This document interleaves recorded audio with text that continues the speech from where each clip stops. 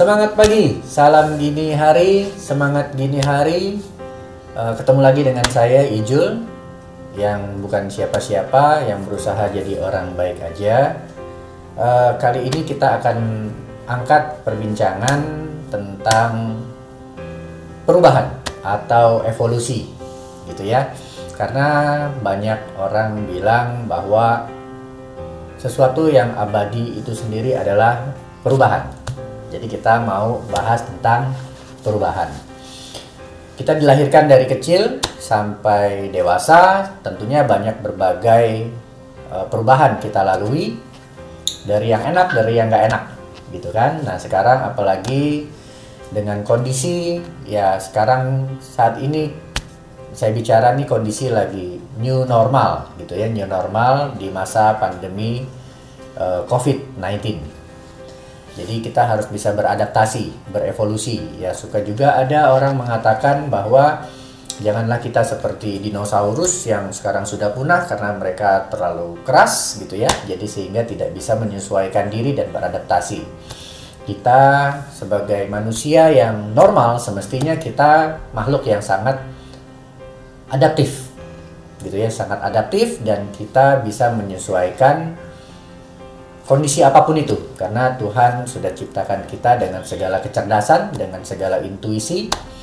Hanya saja kita bisa gunakan itu atau kita tidak juga bisa gunakan itu. Nah, pilihan yang mana yang mau kita gunakan.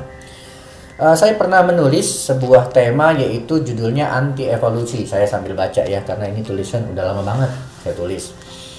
Jadi saya tulis begini: orang yang memiliki ketidakmauan pasti memiliki 1000 alasan. Dan 1000 alasan itu pasti hanya memiliki 1.000.000 negatif atau kata tapi. Sedangkan orang yang memiliki kemauan itu pasti memiliki 1000 solusi atau cara, dan 1000 solusi atau cara hanya memiliki 1.000.000 positif dan 1.000.000 kata demi. Nah, kita coba kupas yang singkat ini. Orang yang memiliki ketidakmauan versusnya berarti orang yang memiliki kemauan. Sedangkan ketidakmauan pasti itu memiliki 1000 alasan atau 1.000.000 alasan atau tak terhingga alasan, karena memang dia tidak mau walaupun sesuatu itu bisa. Jadi bedakan antara bisa dan mau. Kita bahas masalah mau atau tidak mau, bukan bisa atau tidak bisa. Lawan katanya adalah kemauan. Setiap orang yang tidak punya ketidakmauan itu pasti punya 1000 alasan untuk tidak mau melakukan hal tersebut atau tidak menginginkan hal tersebut. Sedangkan yang mau, yang memiliki kemauan tinggi, itu pasti memiliki 1000 solusi walaupun banyak halangan dan rintangan. Karena dia mau, dia pasti akan cari jalan, akan cari 1000 solusi dan 1000 cara. Nah, di balik 1000 alasan itu pasti ada statement. Statementnya biasanya untuk 1000 alasan ini itu yang digunakan adalah 1.000.000 kata negatif atau 1.000.000 kata pembatalan, yaitu kata tapi. Sedangkan sebaliknya, kalau dia ada kemauan tinggi, punya 1000 solusi dan cara, pasti kalimat-kalimat yang digunakan oleh orang-orang yang memang punya kemauan tinggi itu pasti 1.000.000 kata-kata yang positif dan kata yang digunakan demi. Contoh, kata negatif itu nggak harus makian, nggak harus hardikan, atau nggak harus cacian. Kata negatif itu sesuatu yang bersifat negatif. Contohnya, saya tidak bisa, itu kan tidak negatif, menegatifkan diri, padahal dia mau. Bisa juga kata negatif itu dengan suatu alasan dibungkus. Misalnya kita janjian sama seseorang, padahal kita nggak mau, tapi kita bilang, aduh maaf saya sibuk, itu juga nilainya negatif, gitu ya. Jadi artinya kata negatif ini bukan diartikan suatu kata-kata yang melulu harus makian atau cacian. Kata negatif itu artinya sesuatu yang bernilai negatif, menegatifkan hal yang positif. Sedangkan kata-kata yang positif itu adalah selalu yang mendukung sesuatu itu mau dilakukan. Kalau kata-kata negatif itu pada umumnya orang menggunakan tapi. Contoh, saya sebenarnya mau melakukan hal perubahan ini di masa pandemi ini, saya mau. Tapi, nah kata tapi itu sebenarnya untuk menggagalkan kalimat sebelumnya. Saya cinta kamu, tapi sesungguhnya saya sudah cinta kamu.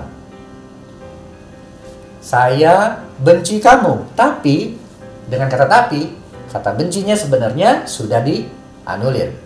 Kita baca buku, kita baca kitab, kita dengarkan ilmu pengetahuan apapun, kita tutup dengan kata tapi, tujuannya adalah untuk menegatifkan apa yang telah kita lalui tersebut.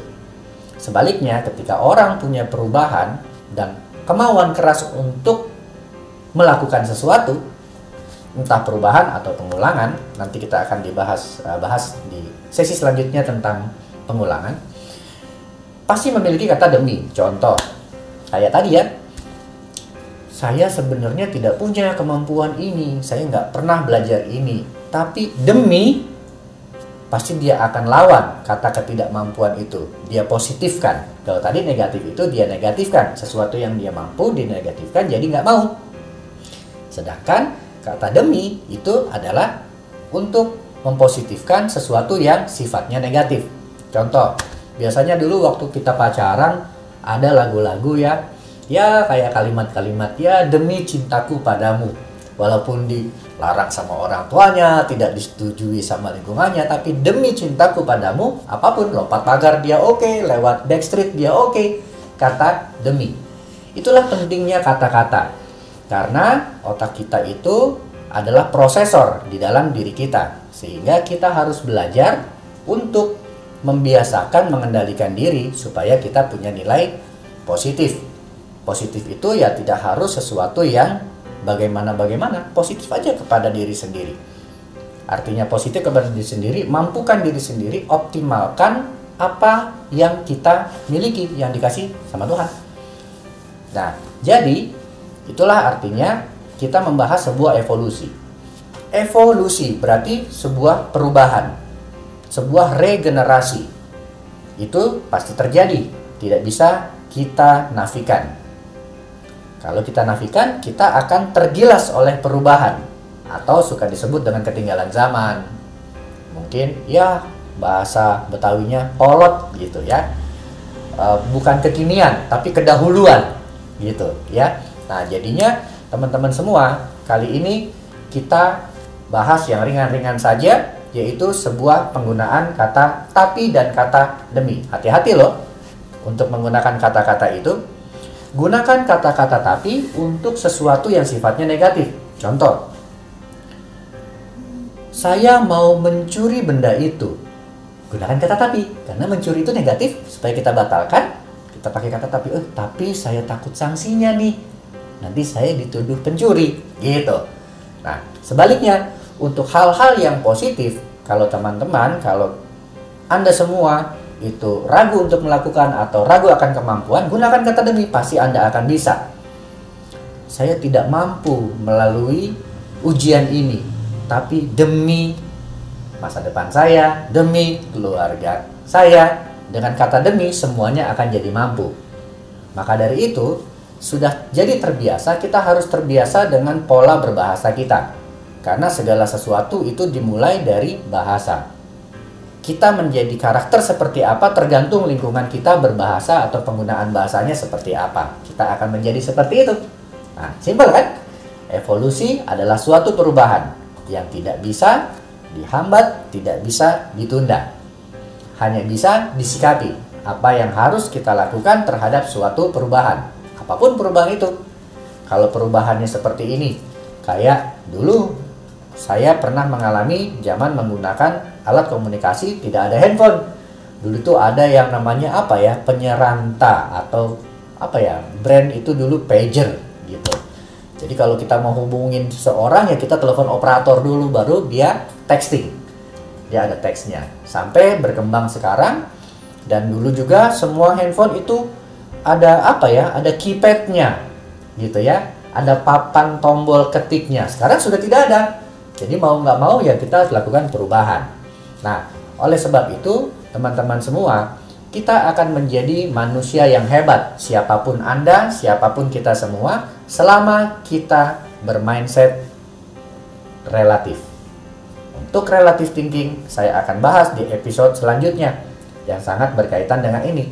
Banyak orang mengatakan positive thinking, tapi saya lebih setuju mengatakan relative thinking. Sebelum saya tutup ini, saya mau simpulkan.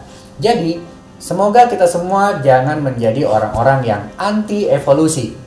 Karena nanti kita akan punah seperti para dinosaurus yang sudah jutaan tahun yang lalu, yang hanya diterima sesuatu cerita saja, hanya tinggal kisah saja, dan kita nggak mau hal itu.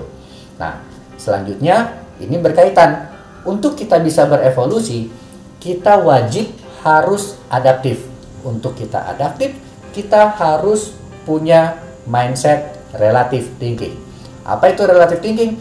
Kita tahan dulu, jangan buru-buru, nanti kita akan bahas di sesi selanjutnya. Pasti teman-teman penasaran kan? Jadi mungkin itu saja. Kalau teman-teman ada mau bertanya atau berkomen, silakan teman-teman semua komen di kolom komentar. Gitu ya. Jadi jangan lupa teman-teman semua gunakan mindset Anda relative thinking. Apa itu relative thinking? Next, kita bahas di sesi berikutnya.